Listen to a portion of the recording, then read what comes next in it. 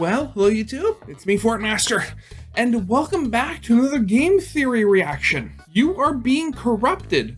My Friendly Neighborhood. Yeah, so if you haven't heard about My Friendly Neighborhood, it's a sort of like, it's like an the early Resident Evil sort of survival horror sort of inspired game, but instead of the player character going through some old abandoned mansion that's being haunted by monsters that were created by a drug company, you're in an abandoned film studio being chased by the puppets of a Muppets / Sesame Street type show that got abandoned because the world just got so nihilistic that they didn't want to watch it anymore after their equivalent of the Korean War. So yeah, I've watched a couple of playthroughs. I've even bought the game myself, and I'm slowly making my way through it. But yeah, the basic plot of the game is the puppets gain control of the studio again, and they start broadcasting their show over regular TV, and you're sent as like a repairman to turn off the antenna so they stop interrupting the midnight news. So, very fun game. If you haven't seen it, yeah, pick it up or at least look at it. There's a free demo, so you don't have to pay for it to try it out. But yeah, you are being corrupted. I wonder what that's going to be about, because there was a part in the game where the one of the puppets talks about how after everybody left and they were abandoned, they wanted to see what was on TV to see why they had been abandoned and why the show was cut off. And that kind of messed some of them up a little bit. And also there's the many years of isolation that drove a fair number of them stir crazy, I would imagine. So yeah, color me intrigued. I want to see what happens. So yeah, as always, original video is linked in the description. If you haven't seen it for some reason, corner video will be leading to my film theory reaction, which at the moment I don't actually know what it is because it hasn't come out yet. But with all that out of the way, let's get this thing started then, shall we? Take a look at this scene. If I told you this was from a Mascot horror game, what would you say is going on here? You'd probably think that this is a child's TV show gone wrong. These puppets came to life and got the show shut down for killing people. Maybe there's even the souls of kids trapped inside there, desperately trying to get out. I gotta be honest, that was my initial assumption when the demo for My Friendly Neighborhood first released last year. Yeah. But what if I told you that none of that is true? That while this game is indeed a battle of good against evil, the good isn't that of innocent children, and the evil isn't some corporate experiment gone wrong. Instead, it's a battle over your soul, just not in the way that you'd typically expect. Yeah, that's the thing. It's not so much spoilers, but in the game, it's never explained how the puppets are alive. It's literally just sort of Muppets logic, where you just have puppets alongside normal people. They just exist.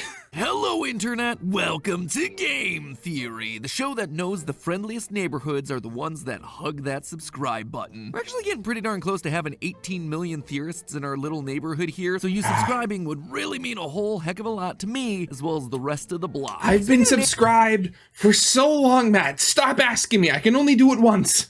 Neighborhoods, though, it's finally time to talk about the newest neighbor to move into the crowded street of Mascot horror, There's so many of them. Despite this game's colorful, childlike appearance, to say that this is just your typical cookie-cutter indie horror game would be a massive disservice, especially when Garten of Banban exists. My Friendly Neighborhood has itself a real focus on nostalgic gaming elements, limited save tokens, inventory management, interesting and complicated puzzles, secret endings, cheat codes, speedrun, the cheat codes, and best of all, we actually get to fight back for once. Yeah, your eyes don't deceive you here, friends. That right there is a gun firing letters back at the villains who are chasing you around. Now, if only Not so much villains. Poppy playtime, I could finally give Huggy a piece of my mind. There really is something for everyone in this game, and that includes my little corner of the internet, because you guys know that where there's Mascot horror, there's also bound to be some deep and rich lore. The basic premise is that My Friendly Neighborhood was a children's TV program back in the day that featured happy-go-lucky puppets living in a fictional city block learning lessons about what it meant to be a good neighbor. In short, it was a mashup of Sesame Street and Mr. Rogers' Neighborhood. Gotta love the it. show got canceled and eventually disappeared from the airwaves. However, one night the TV tower on top of the studio begins broadcasting episodes again, interrupting your normal TV lineup. And so it's up to us, playing as disgruntled repairman Gordon, to climb to the top of the tower and shut off the broadcast once and for all.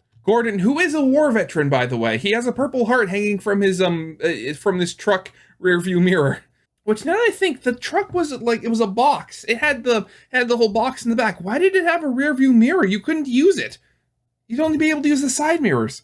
Before it interrupts any of our precious TV time. But as you'd expect, exploring an old abandoned building from childhood, things are never quite that simple. Gordon has to survive an onslaught of living puppets that try to stop him, at which point My Friendly Neighborhood actually flips the script. Typically, I'd expect these characters to be possessed. Maybe children have been stuffed inside of them and now they linger on inside of the studio, but it doesn't actually seem to be the case at all. No. There's no missing kids, no possessed entities, no Urple serial killers in mascot costumes, nothing. They just exist. On in the studio then? Well, grab your alphabet blocks, theorists. It's time to spell out a story of philosophy, humanity, and the nature of good and evil. Oh no. Might be too long to spell out. Maybe just stick with L-O-R-E. Our first port of call are the various newspaper clippings and articles that we find throughout the studio. By collecting these, we can start to put together a timeline of the show and what happened to lead to its cancellation. As soon as you enter Studio 4, you're met with a newspaper clipping from when the show first launched back in 1968. Again, pulling on that Sesame Street influence, which first launched in 1969. In both cases, you've got yourself fabricated urban neighborhoods, a mix of animal puppets and human actors, and even some of the same character types. While Sesame Street today is meant to be any city USA, its original vibe was meant to be a reflection of the real New York City back in the 60s and 70s. While today we might think of old NYC as a mostly safe and touristy metropolis, that was not true just a couple of decades ago. The late 20th century of the US's biggest city was more known for its rampant crime, drugs, and debauchery. Sesame Street was meant to be for city kids growing up in that time to learn not just the alphabet and basic math, but moral lessons they otherwise might not be receiving. Sesame Street was never afraid to tackle more sensitive topics like racism. Tully,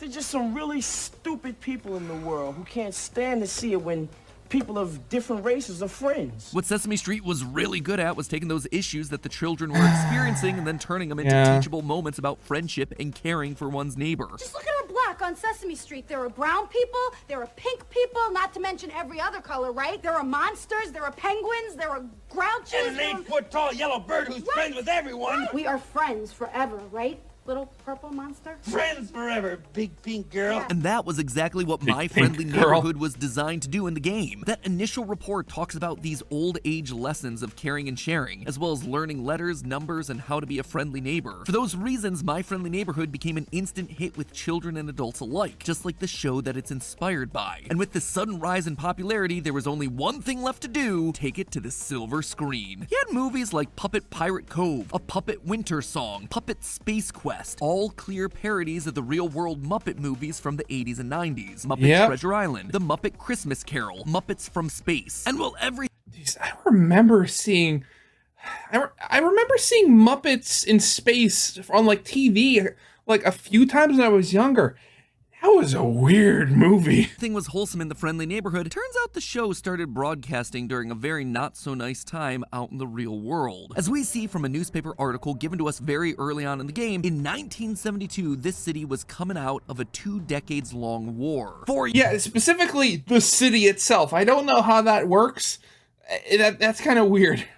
Years after the start of the My Friendly Neighborhood show, the quote, city government withdrew their forces from the northern continent. Now, considering this article doesn't frame it like city government has won the war, it suggests to us that this was more of a strategic retreat rather than a glorious victory. In the same article, we're told quite explicitly how much the war was just like the absolute worst. It was a quote, war of horrors, featuring guerrilla-style fighting in a rainforest with a whopping 100,000— Wait, no, that wouldn't have been Korea War. That would— casualties along the way. The war is even described as the first war fought in the living room, as televised news programs gave civilians their first look at the real horrors of war. This caused the public to turn strongly against the fight. They opposed it so much that when soldiers returned home, they weren't celebrated or lauded, but instead were booed and hissed. In fact, our main character Gordon seems intimately familiar with all this. Or maybe a GI. Give you a chance to rampage through some small defenseless— Don't say that, Ricky. Say what? Don't talk about the war. Why not?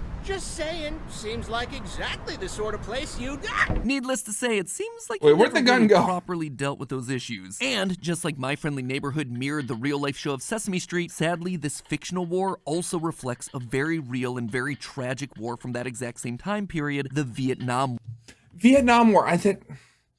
I mean, I completely forgot the name of it. Yeah, the Vietnam War, not the Korean War. Just like the war in the game, the Vietnam War was also around 2 decades long. It also became known as the Living Room War, thanks to news footage coming in from the front lines that was now being delivered to every home in the country via the television. This gave the American public its first ever view into the ugly side of war, which led to backlash, protests, and the rise of the flower power movement, especially amongst teenagers and college students. That disdain for the Vietnam War only grew stronger with the release of the Pentagon Papers, 7,000 pages that were revealed to the public in 1971 via the New York Times. It showed that the military and the federal government, over several presidential administrations, had misled the public and Congress about how the Vietnam War was going and how much the US had escalated the conflict. It is almost impossible to properly describe how this fundamentally shook the Americans' trust in the government. Prior to this, the public was pretty much keen to accept anything the government said as being truthful and honest. But then the Vietnam War happened and put an end to that trust. If you've ever wondered why people are skeptical about government action, it comes from this: the Pentagon Papers and the Vietnam War. And that same negative impact to the public psyche is seen all throughout My Friendly Neighborhood. We see the immediate effects when Goblet watches some of the footage and breaks down crying in the theater, but the long-term effects are the ones that really stick out. One article that you find in a display room tells us, quote, "I think across the whole city, the war has left us feeling troubled. We were called to service for the sake of righteousness, love for one city and protecting others. But in the end, we found that those calls were just noble lies. We left home as heroes and came home as murderers." And it's important to note that this is coming from the commander-in-chief of the city army. Even they felt lied to and disgusted by what they were forced to do, which leads him to finish off with these words, quote again, "This tension leads to a question why we should care about right and wrong or friendliness, as the children's show puts it. Perhaps it's time to put aside those old ideas. Perhaps the wise man is the one who lives for himself." And he's not alone feeling this way. Another article in one of the outside trailers discusses the tragedy of someone sacrificing themselves for this pointless war. Quote, "To lay down your life for someone else, to lose everything? How can anyone ask someone to do that?" The city even begins to reflect this mindset. Quote again, "Life in the city doesn't seem as enjoyable as it once was. On the subway, people's elbows jab into your personal space. Angry pedestrians yell at you on the street. When everyone looks out for themselves and trusts no one, crime becomes rampant. The city becomes a dark and scary place, with employees of the show having to coordinate walking home together just to be safe. The only relief people have from this horrible world is television. For a few moments, I can escape the anxiousness and become lost in a world of pleasant dreams." Which sounds like good news for a lighthearted, good moral show like My Friendly Neighborhood. After all, Sesame Street pushed through all those dark times and is still going today out here in the real world. However, this is where the parallels to Sesame Street end, because by 1975, 3 years after this fictional war, the show My Friendly Neighborhood's ratings begin to fall. Parents start complaining that these moral messages inside the My Friendly Neighborhood show were bad for their children. I am frightened by the tone of the morals of that show. Just yesterday, one of the characters said, "You always think of others before yourself, even when it's uncomfortable." But what if somebody takes advantage of you for doing that? What if doing what's uncomfortable ends up exposing you to hurt and danger? Is it really a good idea to teach children to be so reckless with their own well-being? This is an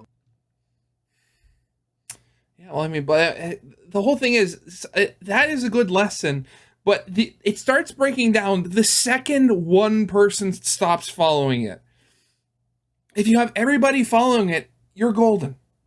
But as soon as you lose one piece, it slowly begins to crumble. alternate universe where Sesame Street's messaging falls on deaf ears. We're told instead that people prefer to watch Crime City, Drama Daily, shows that focus on the darker and sadly more realistic side of humanity. Because of this, when My Friendly Neighborhood continued to preach the message of being a good neighbor, they're called out of touch. They even tried to add new formats to the show to try to save their ratings, with Arnold and his cardboard penthouse being identical to a segment added to Sesame Street, Elmo's World, aimed at an even Elmo's younger World audience to help keep their attention with bright colors, basic design, and simplified messaging. But not even that worked. By 1983, just after their final movie, Puppet Winter Song, bombed at the box office, the show got canceled. The creator gives one final message to the children, just like another famous neighborhood show, Mr. Rogers. Quote, "Have faith in light. Sometimes it might be scary. Sometimes it may hurt. Sometimes it's hard to know what's right and wrong because good and bad are all jumbled up and confusing. And when that happens, it can hurt a lot. But have faith in light, because the light will rescue you from darkness." And I know how tough it is some days to look with hope and confidence on the months and years ahead. But I would like to tell you what I often told you when you were much younger. I like you just the way you are. Great message. Great show. I'm not crying, you are. And with that, My Friendly Neighborhood and all its puppet friends fall to obscurity. 10 years pass until suddenly in 1993, it appears on the airwaves, and Gordon is sent to take it down once again. When Gordon meets them, he isn't surprised that all the puppets are alive, or that Ricky doesn't have a hand controlling him. Yeah, that's the thing. Okay, I got. First of all, I love that technically speaking, the villain of this story is nihilism.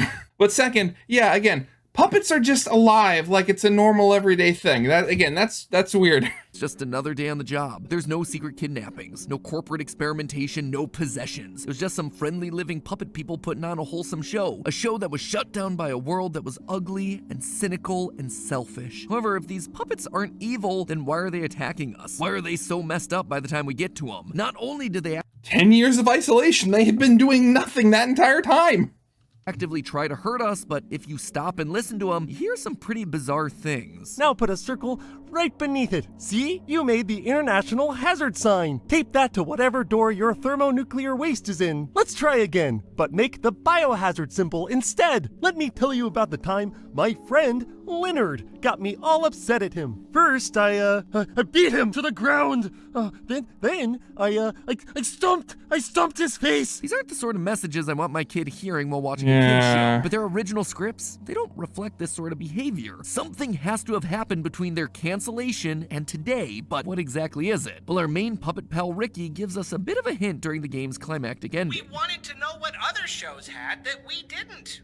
We'd never been allowed to watch television before, but after we got canceled, no one was around to stop us. So we turned on one of the old sets, expecting to see something amazing. But it wasn't amazing. It was mean. It felt like we were dying, Gordon. We all got a little twisted then. So the message is TV bad? No, there has to be something more than that. And it turns out there is. I did a second playthrough and took a closer look at some of the background elements, and right at the start of Studio 4, where you get the first newspaper about the show launching, you'll notice that there are some other pieces of paper on the board right behind it. This piece of paper is repeated 3 times on this board alone, and it's tucked away behind the other posters and boards throughout the map, so you know that it's gonna have to be important.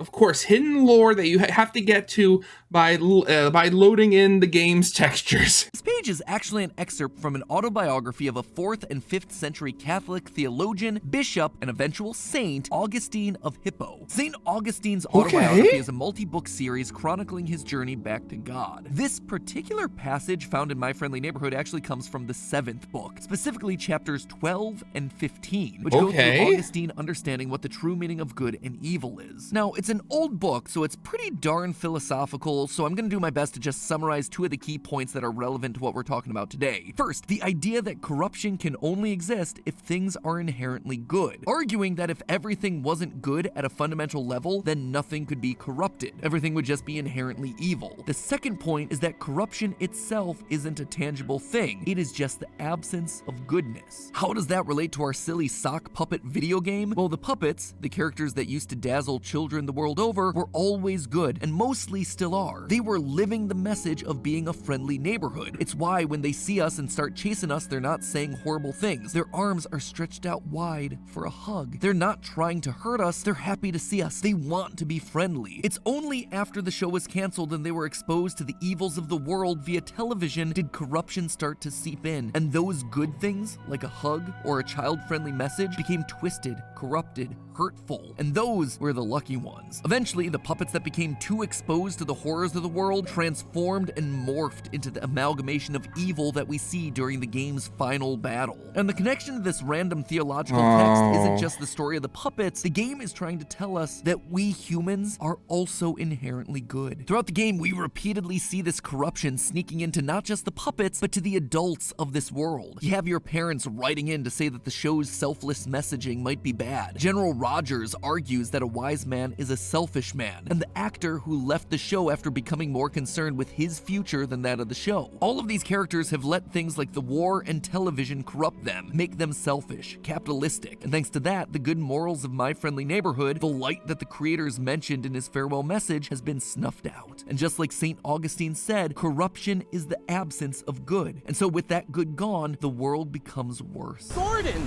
look at this city. The buildings are dark and the streets are empty. No one knows how to be a friendly neighbor.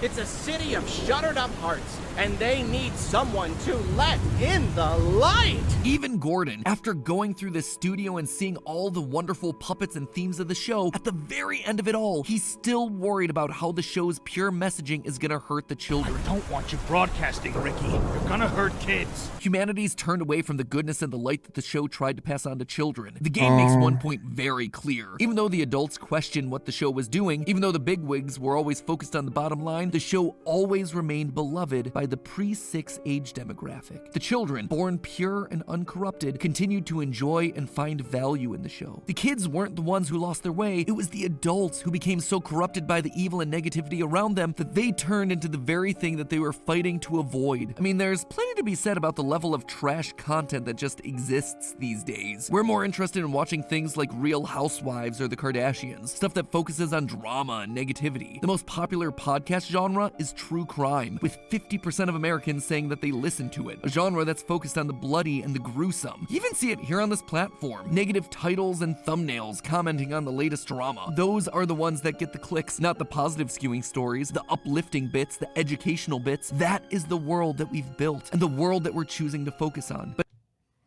oh, God. I mean, part of this is the reason why I never watch television anymore.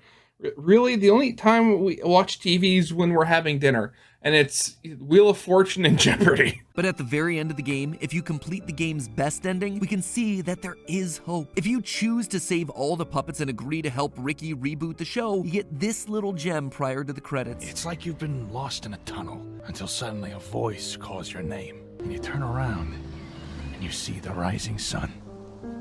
And it's so bright, maybe it hurts a little to look at, but you don't care because it's leading you home. By remembering the good, by focusing on the positive, it shines a spotlight on us. And sure, it highlights our issues, and yeah, that's super uncomfortable, but it's way better than just falling into darkness. This game is a warning for us not to shut our hearts to the needs of others, to focus on the good of the world. We too can have Gordon's journey back to the light, because at the end of the day, we all started from a place that was good. And sure, while the world tries to strip that away from us, we have to stand up to that. We have to face it. We have to remember that the most important thing is to love our neighbor. And sometimes all it takes to remember that is an abandoned studio full of living puppets. But hey, that's just a theory. A game theory. Thanks for watching. You know, I know you can, there are times when you can try to ignore it, but it's stuff like this that sort of reminds you just how messed up things are right now. And it really is sad. There are always going to be people. There are always going to be people out there for themselves. Always the ones that are going to try to take advantage of other people for their own self-gain.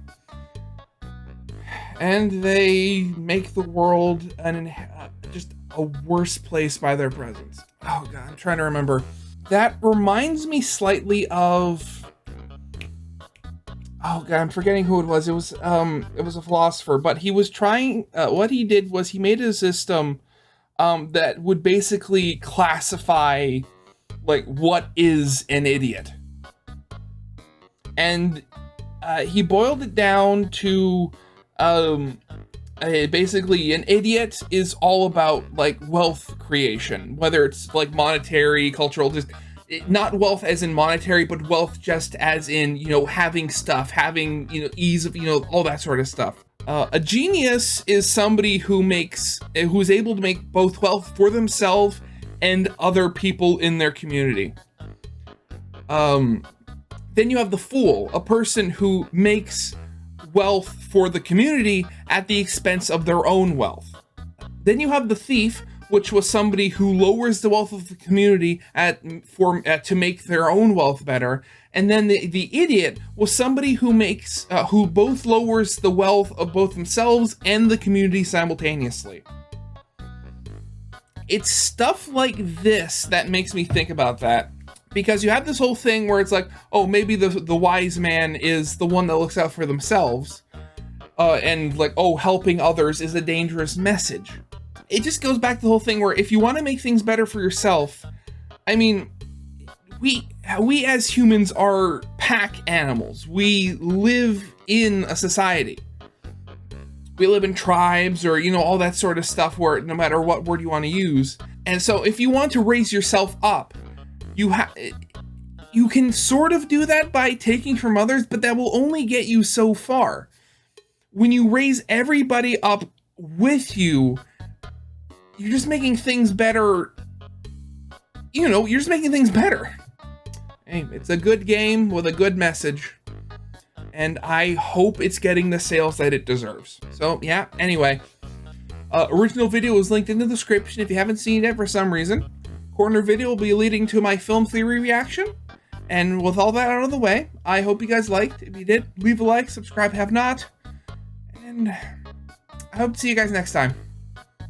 Goodbye.